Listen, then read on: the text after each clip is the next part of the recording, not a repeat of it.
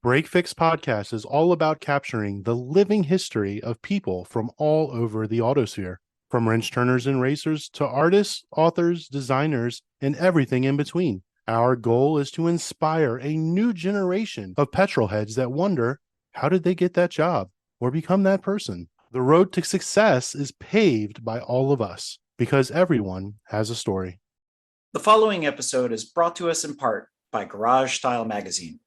Since 2007, Garage Style Magazine has been the definitive source for car collectors, continually delivering information about automobilia, petroliana, events, and more. To learn more about the annual publication and its new website, be sure to follow them on social media at Garage Style Magazine or log on to www.garagestylemagazine.com. Because after all, what doesn't belong in your garage?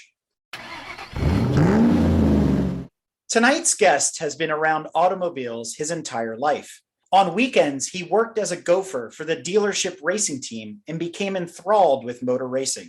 His photographs and writing have appeared in Road and Track, Car and Driver, Auto Week, The Atlantic Monthly, Automobile, Automotor und Sport, Classic and Sports Car, Porsche Panorama, and Forza, to name a few. He has competed in the Cannonball Baker Sea to Shining Sea Memorial Trophy Dash, known to many of us as just the Cannonball Run, as well as the Firestone Firehawk series, winning the IMSA Media Challenge for Racing Journalists in 1984 through 86. And if that wasn't enough, he also restores and collects interesting cars. So who exactly are we talking about?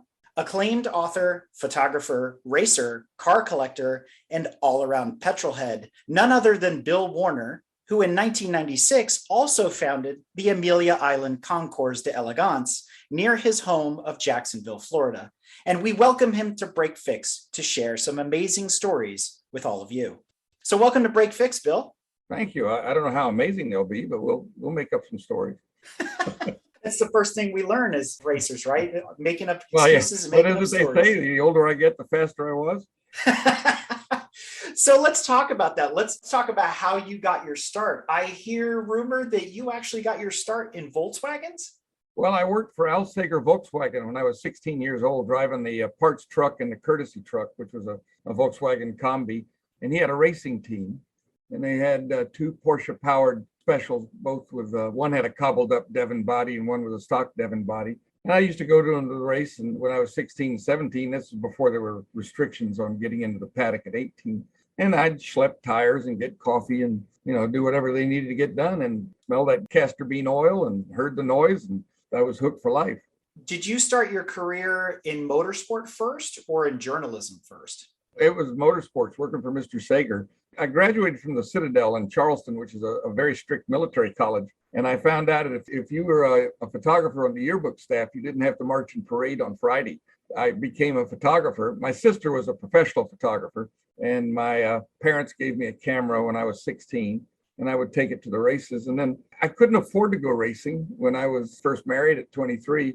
So I started working for Sports Car Graphic magazine, shooting races at Daytona. Magazines being historically cheaper to hire me to come from Jacksonville to Daytona than it was to fly someone from Los Angeles. I think the first paid job I did was the SCCA runoffs, I think in 67, at Daytona. It just kind of took off from there. Then in 1971, Sports Car Graphic was eliminated from the Peterson group. Road and Track was looking for somebody down here, so I went on with Road and Track. I couldn't make a living working for those guys. I had a business on the side, not a side business, a primary business, selling filtration equipment. So when did you get into racing cars, and what did you race first? My first race car was a Brabham BT8, and I ran the very first or second vintage race at Sebring, Florida in 78. And I found the car in a South Carolina junkyard. When I was on the road selling filters, I'd go to junkyards and repair shops looking for cars. Strangely enough, I was looking for a birdcage Maserati, and I ran into a friend of mine in a newsstand in Columbia, and we were talking about bird cages. I said, I was looking for one. He said, oh, there's one in a junkyard here. So I asked him how long it would take to get there, and he said 10 minutes. I said, let's go. So we went out there, and it was a 450S, and it was dawn.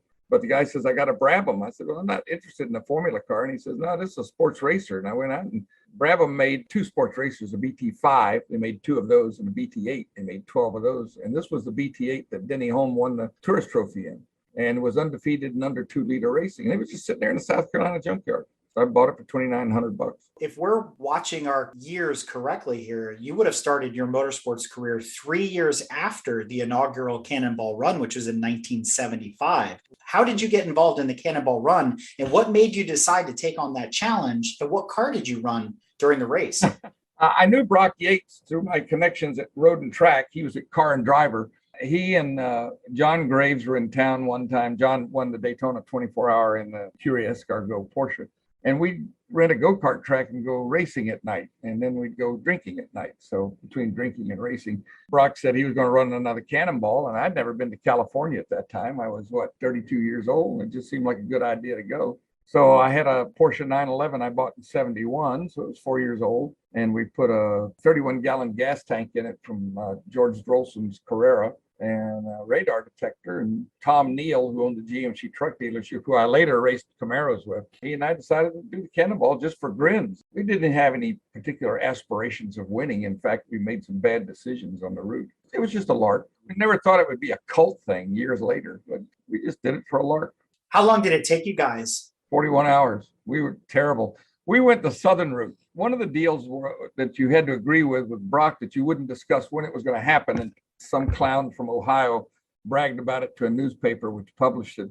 And the Ohio and Indiana Highway Patrol were going to be out looking for us. So we decided to go down through Knoxville, Tennessee, and across Arkansas to Oklahoma City, where all the routes came together. And that was a bad decision. That cost us 2 hours. We would have been in about 39 hours had we gone the route everybody else ran. But we thought we were too smart for that. How far could you go on 31 gallons? How often did you have to switch about drivers? 600 miles. Farther than our bladders would go. So how long were your stints behind the wheel? Obviously, with two men in the car, you can switch off. That's a funny story. I started in New York, and it was about 7 o'clock in the evening. And along about 2 in the morning, we were down in Virginia, and I turned it over to Tom. I noticed his head was bobbing like he was going to sleep. And I said, "What's wrong?" He says, "Never could drive at night." I said, "Well, this is a heck of a time to tell me that. And we still got 2,400 miles to go." So I drove from New York City to Knoxville, Tennessee. And then he drove to, I think, Little Rock. And then I drove from somewhere west of Little Rock to Needles, California. And he woke up. And then he drove from Needles into Portofino Inn at Redondo Beach. I got where I was pretty wasted by the end of that trip. The 911 was reliable the whole way through, no issues. Well, 911s are bulletproof. What were some high or low points during that cross-country journey? Well, all the routes came together in Oklahoma City. And we had a list of all participants with their CB handles. And my license plate, Florida license plate, is Shazam. My CB handle is Captain Marvel. And I had just signed off with a trucker going eastbound. And I said, the Captain Marvel, we're gone. And I hear this, "How about you, Captain Marvel?" I said, "Who we got there?" He says, "The Sundance." I looked down my list and I couldn't find a Sundance. I said, "I don't know any Sundance." He came back and says, "Does a Portofino Inn mean anything to you?" And I said, "Oh, yeah." So I knew it was one of the other Cannonballers. And it turned out to be a Ford van sponsored by Heiser Cycle Shop in Towson, Maryland. And they had a bed in the back, and they were running this Econoline van or whatever it was, coast to coast. And he says, "What's your 20? What's your location?" I said, "We're at the 62-mile mark." He said, "We're at the 64. I said, "Oh, geez." I said, "We're behind the van." We made a bad decision going the southern route. So I picked it up to about 100 miles an hour. We were just west of Oklahoma City. And I said, "We're at the 64. Where are you?" "We're at the 66. I said, "He can't be that fast. Let's run up to about 115. So we got up to 115. I said, "We're at the 66. We're at the 68. I said, "Holy Toledo, that van must be flying." So I went as fast as a 911 would go, which was right at about 130. I told him we were at 68. He was at 70. It turns out he'd been 2 miles behind us, telling us he was 2 miles in front, hoping that we'd get caught by the police. And he'd brush through. So that was kind of the funny thing to happen along the way.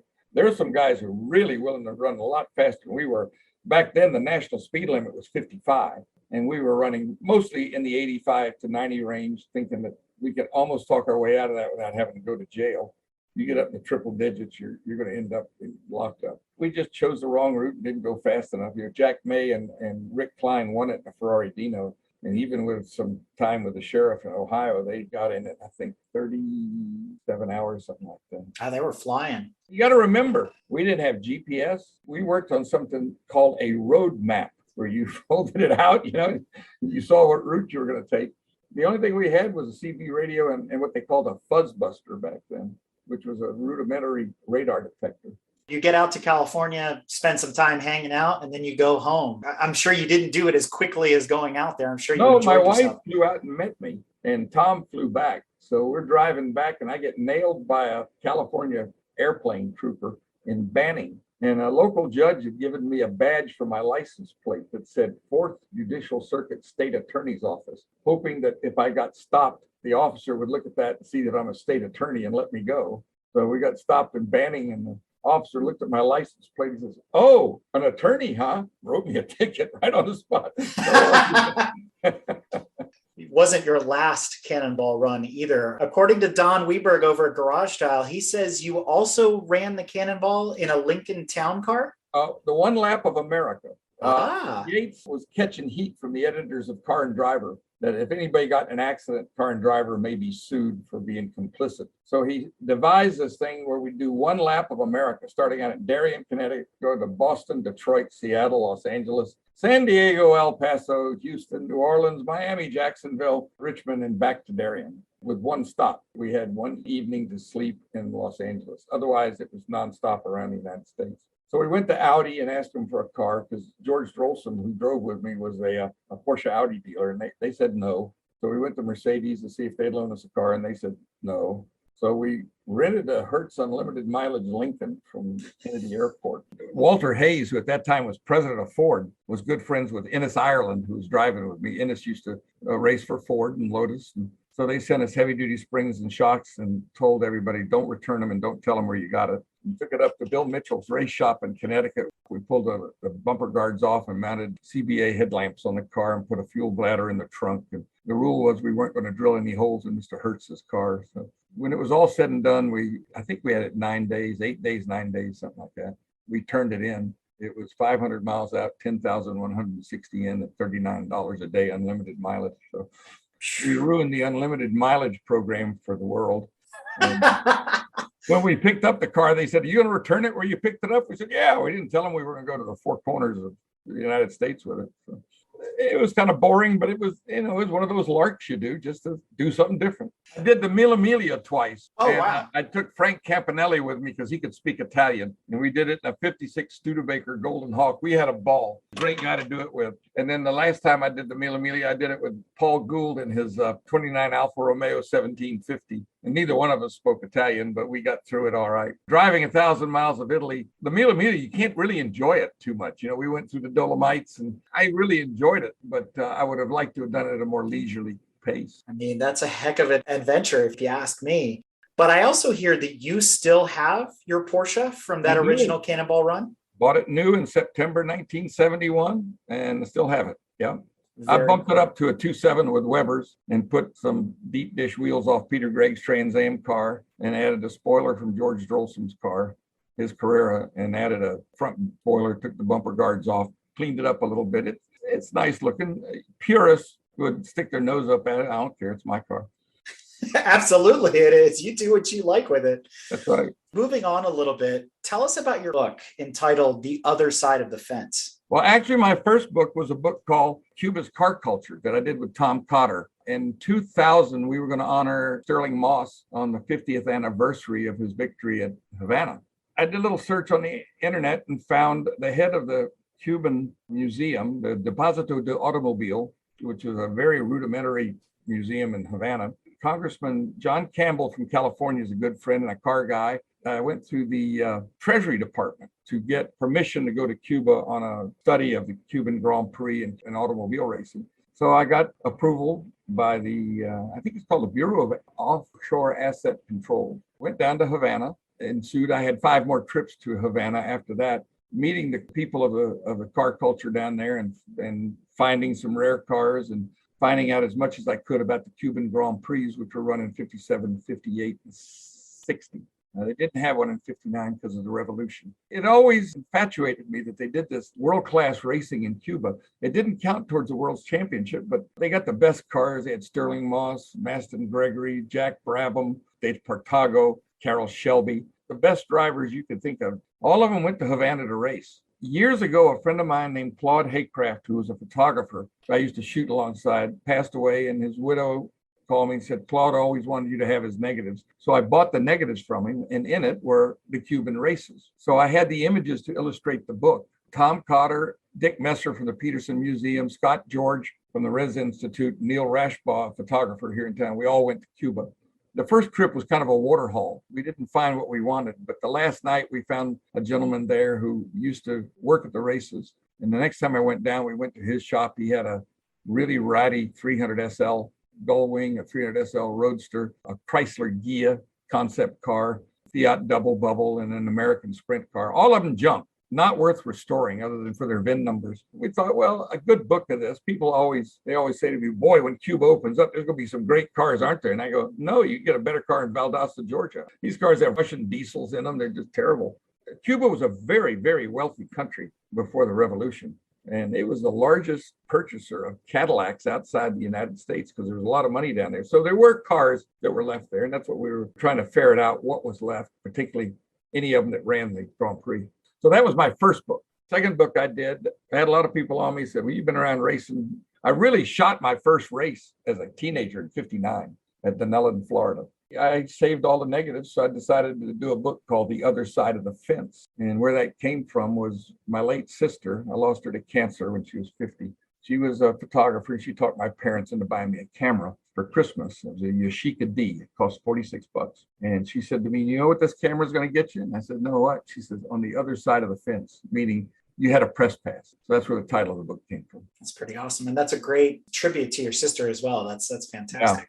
Yeah, she was very influential in my life. She was the one that went to my mom and dad when I started racing and said, you only live once, let him do what he wants to do, because mom and dad did not like the racing. We jump back into the timeline. Here we find ourselves in the early 80s, 1984 to be exact, and you entered the International Motorsports Association, better known to many of us as IMSA, the Firestone Firehawk series. And as it would turn out, we actually interviewed Andy Pilgrim as well, who talked about his experiences in the Firehawk Firestone series. And if everything aligns correctly, according to my math, it means you guys would have competed at right about the same time. We did. I remember well. He's a very good driver, went on to much bigger and better things than I ever did. I actually started racing not only in the Brabham BT8, I decided I wanted to do some semi-serious racing. So I bought an ex-Bob Sharp Datsun, went racing in that I guess I started in 82. I was doing pretty good in that. I got to the runoffs in 82. My goal was to get to the national championship, finish fifth after starting last when the starter motor puked. And then the next season, I started 83 at Sebring and got into a terrible accident, completely destroyed the car, put me in intensive care for 8 days and home for 3 months. And then I quit racing. And my wife of 56 years came to me and she said, you really miss racing, don't you? I said, yeah. She says, well, let's go back, just buy a bigger car and we'll buy your life insurance. So that's when we went back to the Firehawk. Firehawk had just started. So we ran, Tom Neal and I bought a Camaro and had Bill Mitchell prep it. And we went to Sebring. And I guess I did about 7 or 8 years after that with Charlie McCarthy in his cars, Bill Mitchell in his cars, and the one Tom Neal and I owned. I guess I must have driven 4 different Camaros. And I've got the one that Jack Baldwin and I ran at Watkins Glen. I bought that back.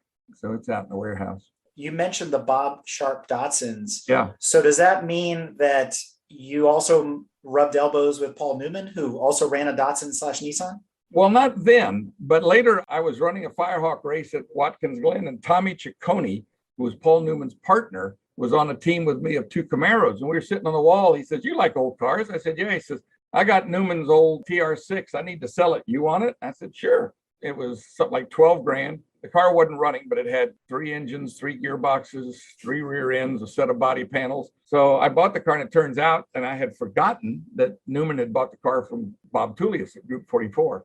So it was a 2-time national champion, one with Paul Newman and one with John McComb at Group 44. So I raced that car for 28 years, and it was a fabulous car. It was acid dip, tricked out. It was really, really, really quick. In fact, my proudest moment was lapping Lime Rock at a 1-minute flat, which was just 0.4 of a second off of Tullius's best time there. I sold it for one reason. I ran at a race at Amelia Island on Fernandina at the airport. And Ray Evernham was there with me with Tommy Riggins, who used to run in Kelly's. And they said, we don't want to see you driving this car anymore. I said, why? He says, it's got 1971 roll bar, 1971 seat, 1971 safety equipment. If you get into any bad situation, you could very well be killed. So in the meantime, I'd bought the Group 44 TR8, the Trans Am GTO car, and it has a nice roll cage and everything else. So I sold the TR6 to Adam Carolla because he collects Paul Newman cars. I miss that car though because it was so good.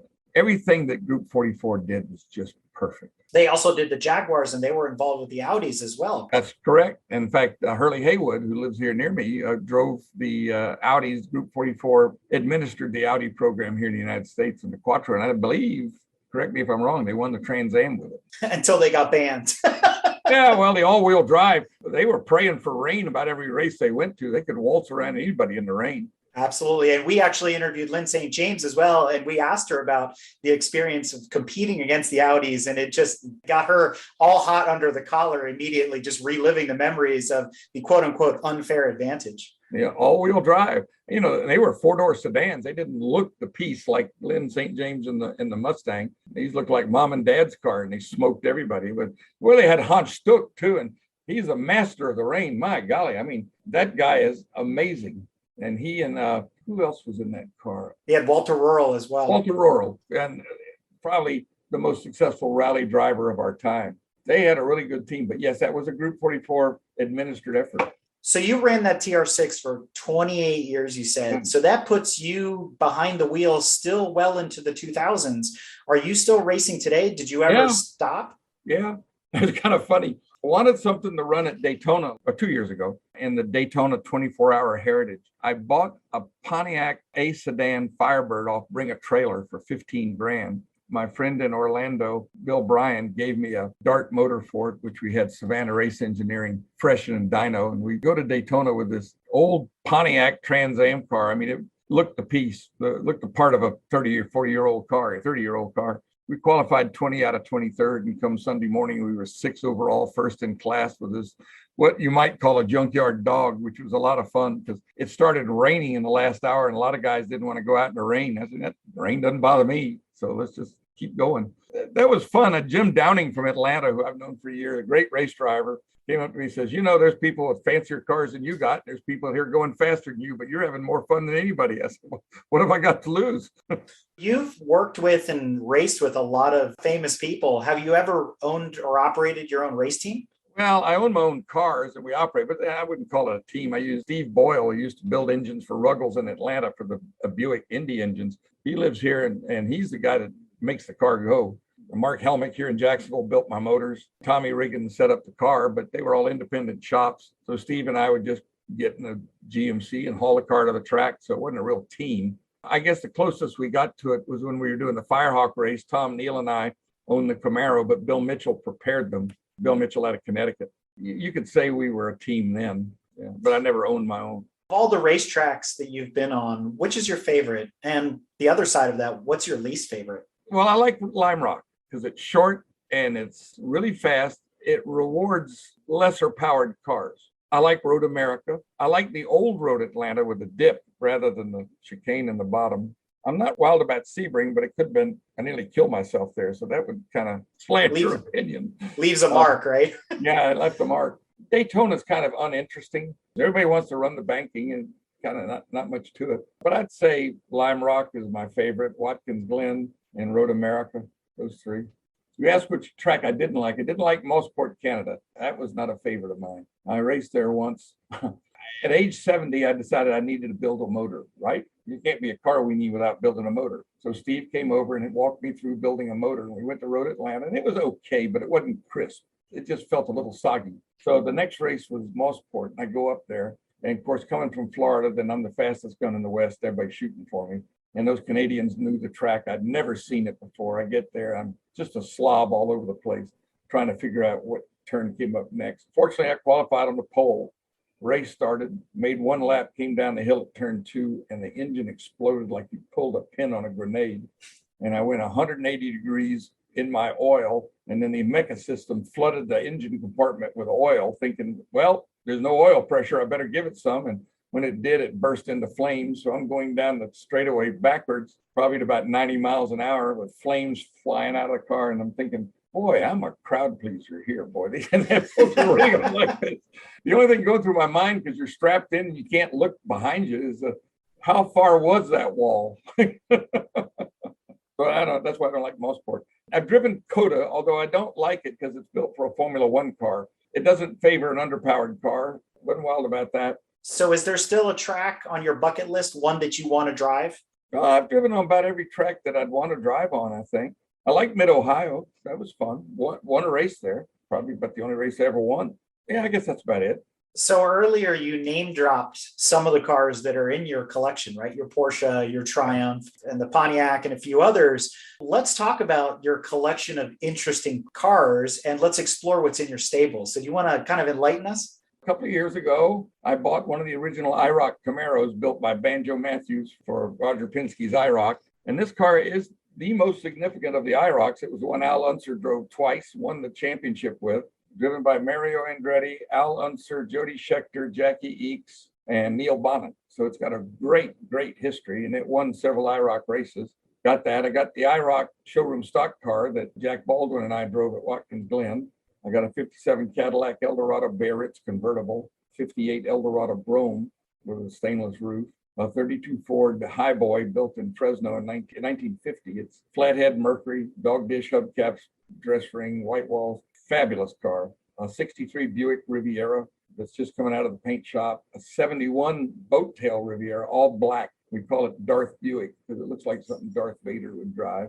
A 2005 Ford GT, my Porsche 911, a Ferrari Daytona. The latest new car I got, and I love it, is a Corvette C8. It is fabulous. People say that's the best car for the money. I said, no, it's the best car, money or not. If anybody's thinking about buying a sports car, the new Corvette C8 is I highly recommend.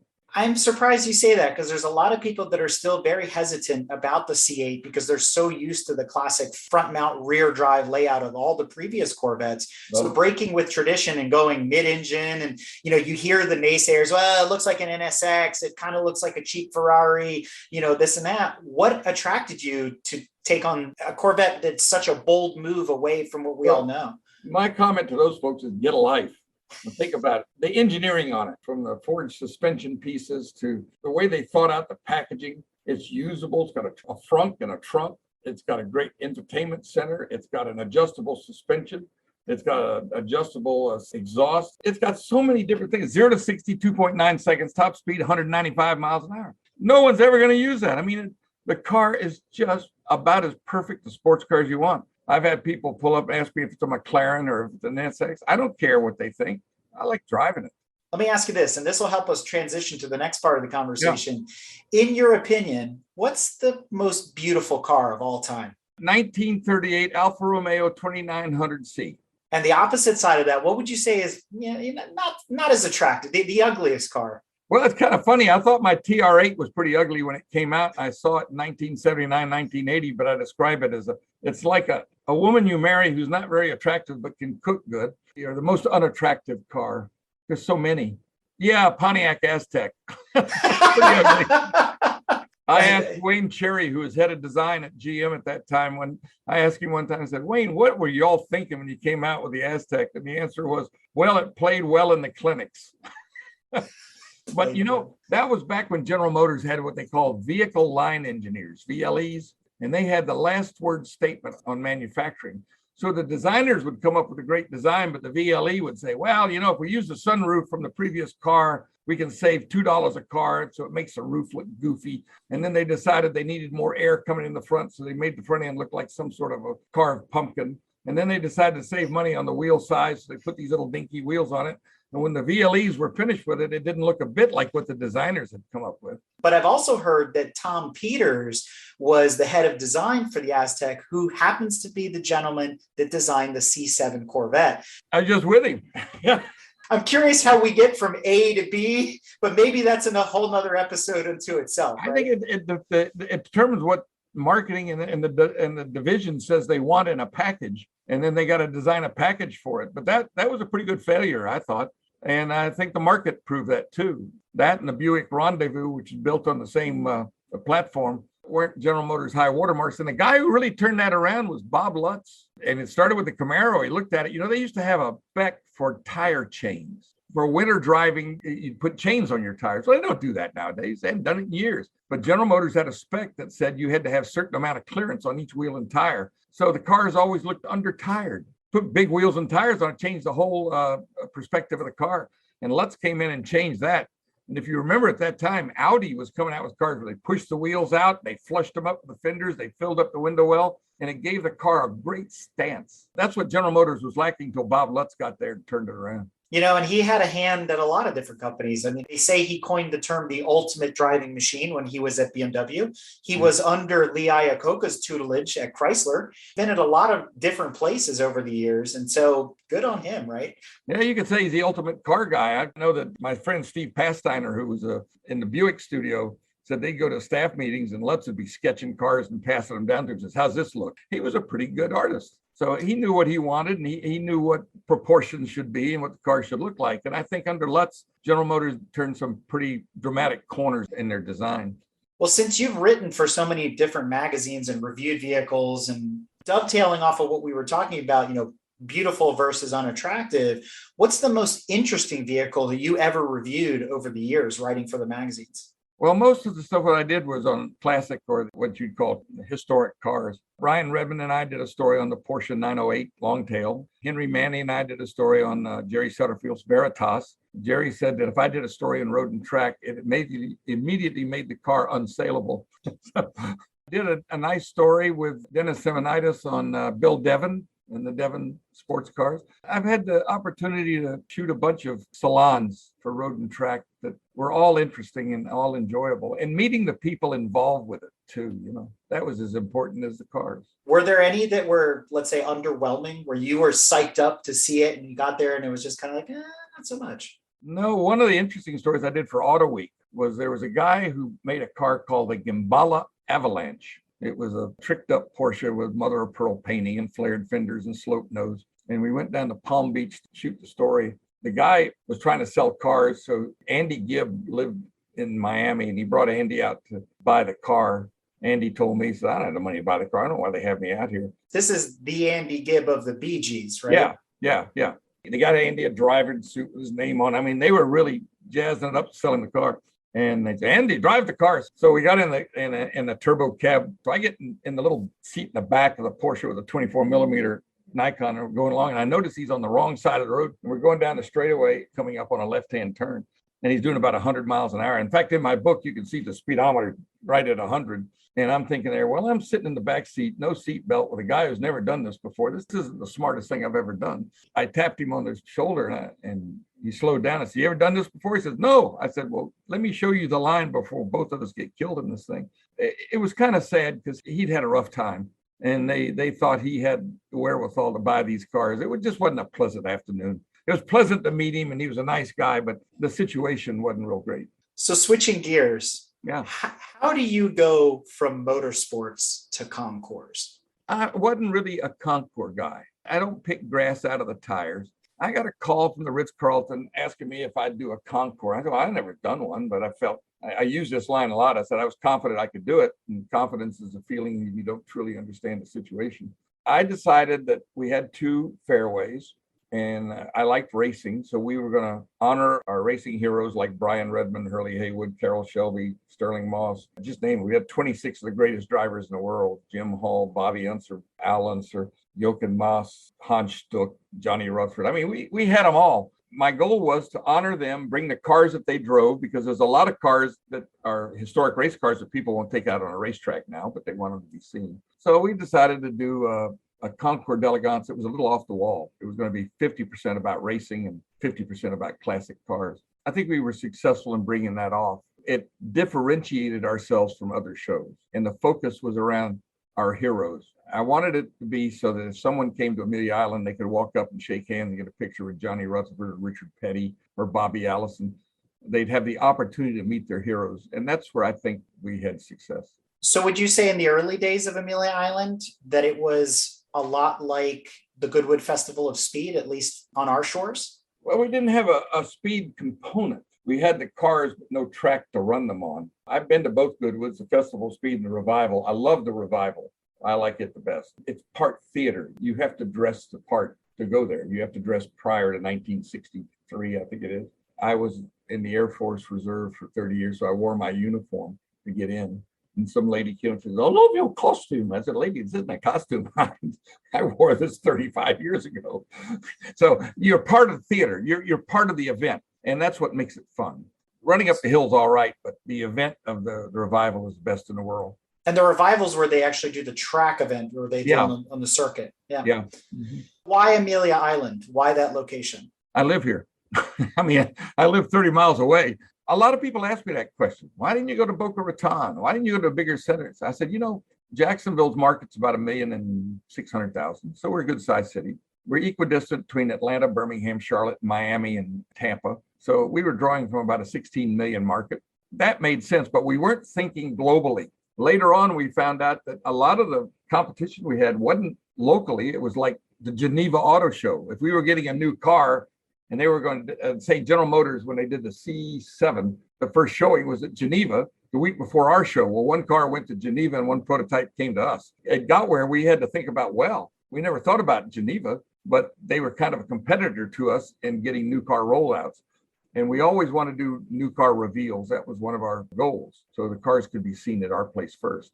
Jacksonville is a wonderful car town. It's the best car town in Florida. You'll find more neat cars here, the Brumos collection, some private collections of some terrific cars, more so than I think than in Tampa. There's some great collections in the Orlando area. I look on Miami as kind of the gold chain Gucci crowd, the chartreuse Lamborghinis with the gold wheels, but we're more of the traditional cars up here.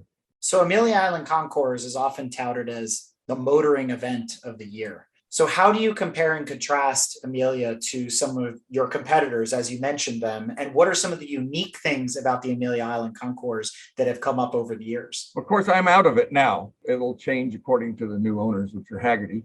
What I always did was each year I'd do what I call a goofy class. It would be a class for people who were drug out to a car show who didn't want to go to a car show but wanted to be entertained. So one year we did the cars of Big Daddy Roth, the hot rods, the Orbitron, the Beatnik Bandit, those kind of weird cars from the 50s. That was very entertaining because we're on the beach. We did beach cars, Fiat Jollies, Renault Jollies, unusual cars built for the beach. Then one year we did great hunting cars, and I worked 10 years on that to get the King Ranch Buick, which had never been seen. A 1950 four-door Buick convertible with carbines in the fenders, a bar in the back seat, radio, telephone, never been seen. I worked through my friend Richard Atwell and Bobby Smith in Gainesville, Texas, to get the King Ranch people to agree to let us have that car because it had never been off the King Ranch since 1951. The thing I always tried to do is, one, a goofy class that would entertain people. Cars of the Cowboys with the silver dollars and the horns and all that, the Roy Rogers car, the Gene Autry car, the Hank Williams car. One goofy class, one significant race car class, Porsche 962, Cars and Art. We tried to do themes that were entertaining, even to people who don't like cars. A lot of concours have beneficiaries. Was there a beneficiary for the Amelia Island Concours? Oh, yes. Oh, yeah. We were always a charitable foundation. We were never a corporation. We were a charitable corporation. It started out with community hospice and palliative care for terminally ill. And then our granddaughter was born spina bifida, which is a very crippling birth defect. So we expanded it to spina bifida. And this year, I'm closing out the foundation, and we're going to be writing checks totaling nearly $500,000.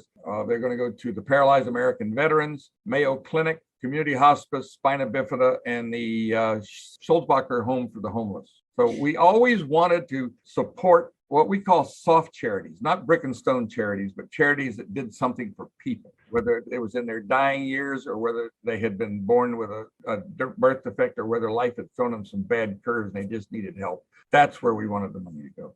A lot of us understand how you can buy and sell a car. We do that all the time. But you mentioned earlier, you're out of it now. How exactly do you sell a Concours? Well, you can't sell a foundation. So we rolled the foundation, the Amelia Island Concours d'Elegance Foundation, into the Haggerty Foundation. And then my wife and I, with advice of our attorney 25 years ago, we registered and owned the brand. So what we did was we sold the brand, which was Amelia Island logo, brand, and intellectual property. What made you decide to get out after 26 years almost? I'll be 80 years old next year. You want to work all year long, worrying about COVID, weather, sponsors that pull at the last minute? No, man, I would check myself into the hospital a couple of years, 60 days out, just over the stress of what was happening with the show, because I was rolling the dice every year on $3 million on the weather. In 2 years, we had to move the show from Sunday to Saturday. to beat the weather. And one year we had 3 days of bad weather in 2003, which we barely survived, and friends passed the hat and kept us alive. I just didn't need that stress anymore. Sandra Caskey said to me one time, I don't want to die on the 18th fairway. I said, I understand that. You said it yourself. You're still out there racing. You've closed the chapter on the Amelia Island Concours. So what does the next part of the Bill Warner story look like? I'm writing for Wayne Carini's magazine, The Chase. I enjoy doing that. I drove with Charlie McCarthy, who used to do offshore boat racing, and we talked about and starting to work on a book about racing in the 80s and the drug trafficking, kind of a fictitious book based on fact. I'm working on a third book. I'm staying busy. I'm working to sell the building I'm in and buy a building that's a little bit bigger for my cars and a little bit smaller for offices. So I'm staying busy. I get up every morning. I'm here at the office at 8 o'clock by myself. That's kind of different. I used to have 9 employees here, and it's pretty quiet around here now. You know, what a trip down memory lane, but what an awesome, awesome career and just complete immersion into the automotive world that you've had, you know, starting from 16 years old, you know, out of a dealership. I mean, absolutely incredible. So I want to give you the opportunity now to give any shout outs, promotions, or tell us any other stories that we didn't cover thus far. Well, I'll tell you what, when I was in high school, I could have been thought of as the butt of jokes because I didn't play stick and ball games. I was a klutz and I was small for my age. So cars were my escape, but they were an escape I really loved. I pedaled my bike to the car dealerships and collect the literature and take a camera and try to get pictures of the cars before they came out. So I was totally immersed in automobiles from the time I could remember, you know, from the tricycle days. My message to young people is if you have a passion for something, whether it's tennis, golf, cars, airplanes, follow that passion. You'll be successful, whatever you do. Just don't give up on what makes you happy and what you enjoy doing. And don't let what other people say affect you. Just do your thing.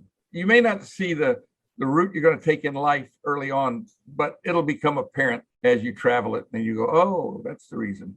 For example, I started shooting for Road and Track and Sports Car Graphic magazine. In doing so, I met a lot of my heroes like Brian Redmond, Hurley Haywood, Carroll Shelby, Roger Penske, who's my hero. I mean, there's a man who has done everything, and he is probably the best businessman around. If you could make him president, it'd be great. That time period allowed me to do a concours, but I didn't see it at the time. I was building relationships with people I could call on when the concours came. For example, when we did it the first year, I said, we got to get someone here that's recognizable. So we got Sterling Moss the first year. And Sterling was my racing hero.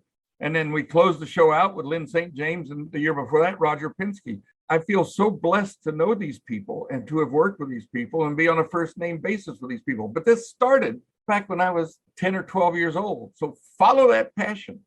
A lifetime devoted to motorsports and the vehicle enthusiast world. Bill Warner has been around automobiles his whole life. If you want to learn more about Bill, pick up one of his books, shop for them on Amazon or at your local brick and mortar bookstore if they still exist, or flip through copies of your favorite car magazines as he's still writing for various different automotive magazines that are out there. And I can't thank you, Bill, enough for coming on the show and sharing stories with our audience and getting to know you a little bit better, one of our heroes in the automotive and motorsports world.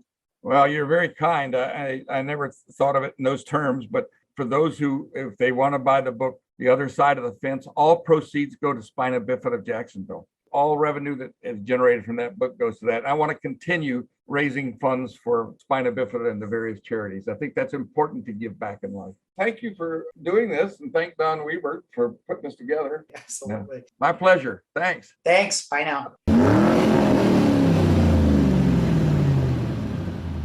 The following episode is brought to us in part by Garage Style Magazine. Since 2007, Garage Style Magazine has been the definitive source for car collectors, continually delivering information about automobilia, petroliana, events, and more. To learn more about the annual publication and its new website, be sure to follow them on social media at Garage Style Magazine or log on to www.garagestylemagazine.com. Because after all, what doesn't belong in your garage? If you like what you've heard and want to learn more about GTM, be sure to check us out on www.gtmotorsports.org. You can also find us on Instagram at Grand Touring Motorsports. Also, if you want to get involved or have suggestions for future shows, You can call or text us at 202-630-1770 or send us an email at crewchief@gtmotorsports.org. We'd love to hear from you. Hey everybody, Crew Chief Eric here. We really hope you enjoyed this episode of Break Fix, and we wanted to remind you that GTM remains a no annual fees organization, and our goal is to continue to bring you quality episodes like this one at no charge. As a loyal listener, please consider subscribing to our Patreon for bonus and behind-the-scenes content, extra goodies, and GTM swag. For as little as $2.50 a month, you can keep our developers, writers, editors, casters, and other volunteers fed on their strict diet of Fig Newtons, gummy bears, and Monster. Consider signing up for Patreon today at www.patreon.com/GT Motorsports. And remember, without fans, supporters, and members like you, none of this would be possible.